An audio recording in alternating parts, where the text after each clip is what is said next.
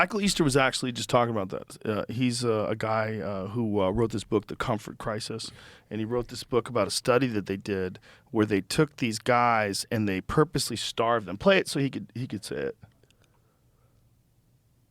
Michael underscore studies of all Easter. time was over. Scientists had to call it off. So in that study, I talked about it a few weeks ago, they took 36 men, they put them in a lab for 6 months, and they starved them, like really starved them, because they wanted to know what happens to the human body when we significantly decrease our calories and lose a lot of weight. What happens to our bodies? What happens to our minds? What happens to all these different processes?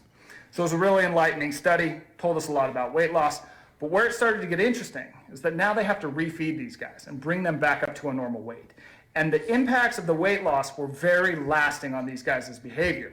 So for one, they binge ate. One guy ate 11,000 calories a day. He had to go to the hospital for eating so much in a meal, and all of them were eating significantly higher calories than when they started.